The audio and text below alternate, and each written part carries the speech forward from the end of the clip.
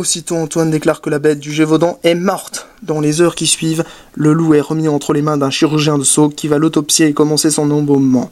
À la hâte, les témoins sont convoqués et affirment que ce loup est bien la bête féroce qui les a attaqués. Jean-Pierre Lourd, 15 ans, Marie Trincard, 12 ans, Marie-Jeanne et Thérèse Vallet, Guillaume et Jean-Baptiste Bergougnou, 17 et 15 ans, Jeanne Mercier, 11 ans.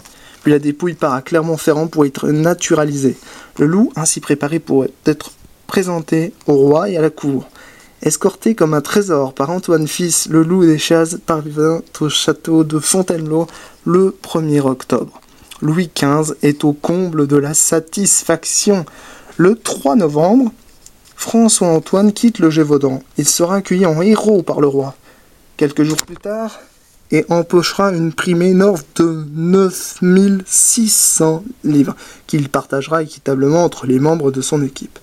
4 jours après son départ, les 3 Chastel sont probablement libérés de prison, ainsi qu'Antoine en avait émis l'ordre.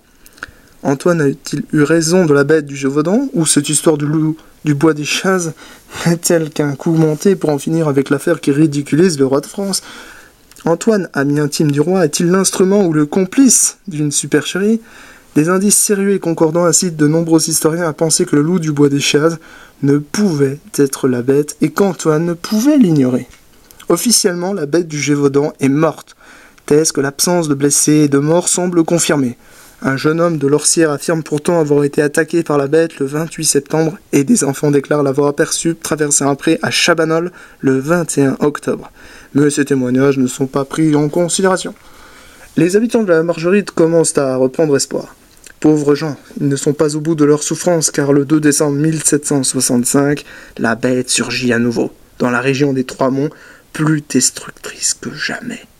Mais cette fois, nul ne viendra les secourir. Livrés à leur triste sort, abandonnés par les pouvoirs publics, les Gévaudanais vont être plongés, pour la 3e année consécutive, dans un abominable cauchemar.